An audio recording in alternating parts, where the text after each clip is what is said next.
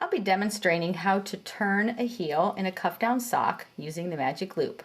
So in my little anatomy of a sock here, to do the turn heel, you will have your cuff completed, which is the gray area, and the heel flap is done as well, which is the blue area.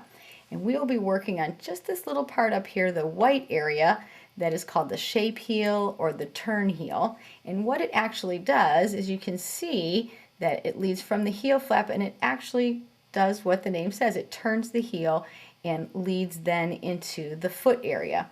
So if I turn the sock this way, you can see that you are just going to be working over short little areas of the sock and gradually working your way out.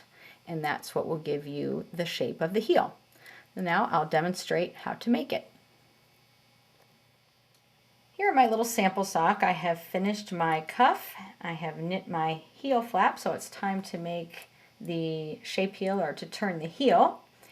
And what we are going to do is we are going to knit, or we'll knit to halfway of this heel flap, and usually a little more. Your pattern will give you the number of stitches to knit, but it generally is half plus one or two, depending on what the designer chose to do and how that works into their plan.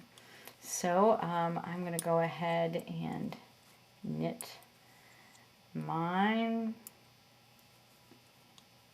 So I have knit half plus one, which is my formula for this little baby sock here. So once I have knit partially the way across my heel flap, I'm going to slip a stitch knitways. Then I'm going to go ahead and knit one. And I'm going to take that slip stitch here and do a PSSO, or pass the slip stitch over. So I have decreased a stitch. Now I'll knit the next stitch. And now I'm going to turn. Now, as you see, I have not worked all of the stitches in this row, and that is by design. So we go ahead and turn our work to the wrong side of the heel flap. And now we are going to work on this side. The first thing that we do, we will slip, and you'll notice this time I'll slip as if to purl, because unless otherwise stated, that's what you do. And then I'm going to go ahead and purl just a few stitches, and your pattern will let you know how many to do. And when I get my required number of purl stitches, I will then purl two together, purl one more, and again, I have not worked all the stitches in this row, and I will turn. So back to the right side. Now there's something that I want to point out here. If you look across this row of stitches on your needle, there is a gap here. That is what was created when we made our decrease, and this should be there. So what most heel, shape heel, or turn heel directions will have you do is knit to one stitch before the gap. So you're going to knit, here's your gap, you're going to knit to this stitch. So that's what I'm going to go ahead and do. Knit to the stitch before the gap, and then I will repeat my decrease. So here I am to one stitch, or the stitch before the gap, slip as if to knit. So I'm going into that stitch knitways as if I'm going to knit it, slip it to the right hand needle, knit the next stitch, and then I'm going to come over here and pass that slip stitch over and off my needle and knit one more stitch and turn. You will do this the same thing on the purl side. As you'll see, we also have a gap on this end. So I'm going to purl across these stitches till I get to the stitch before the gap. But the first thing I will do is slip as if to purl, and then purl to the stitch before my gap.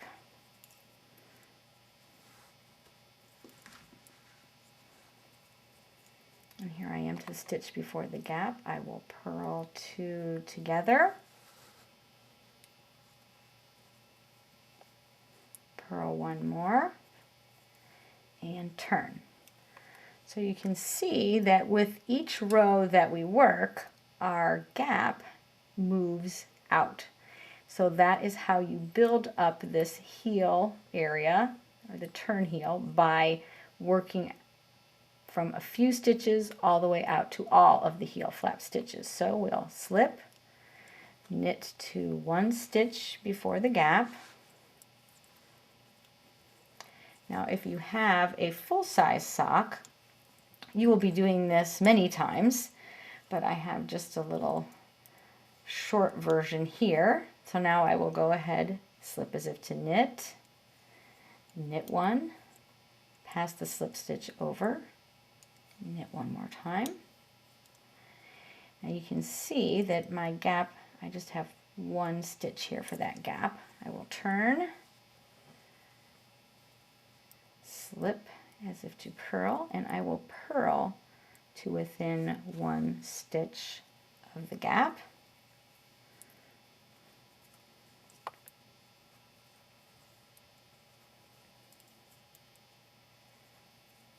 Always seems like purling takes a long time to get there, but here we are to one stitch before the gap. I'm going to purl those two together, purl one more, and turn.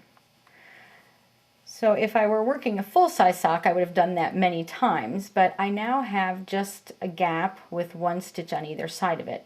So when I go ahead and work across, as you will see, when I go to do my slip, knit, pass, knit one, I don't have another stitch to do the knit one, but that's okay. We just want to work all of the stitches, and that is what a lot of patterns will say. Continue in this manner till all stitches have been worked. Now here's my last gap.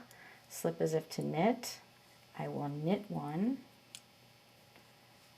pass the slip stitch over and off, but before we have been then knit another stitch. Well, there isn't another stitch to knit, and that's okay. Just turn, and now the same thing will happen to me on the wrong side of my work. I will slip the first stitch, purl to within one stitch of the gap,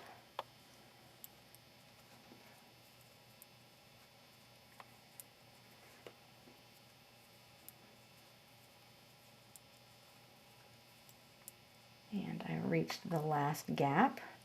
I will purl those two stitches together, but I don't have a stitch to purl after it. Again, that's okay. So now I'm going to turn. Now depending on your pattern, you may end up after a right side row or a wrong side row. It depends if you have an odd number of stitches. Rearranging my needle here a little bit. Depending if you have an odd number of stitches or an even number of stitches, but we want to be finished with our turn heel after a right side row. So even though I have decreased everything, I'm going to go ahead and knit across these stitches, because that will set us up for the gusset, which is the last part of our heel.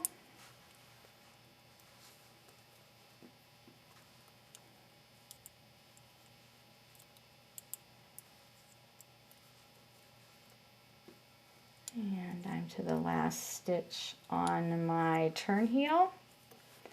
And here we have, you can see the heel flap has morphed, turned into a turn heel, and it actually does just what it says. It turns the work that way. So our right hand needle is facing right, and now we're ready to begin our gusset. Happy knitting!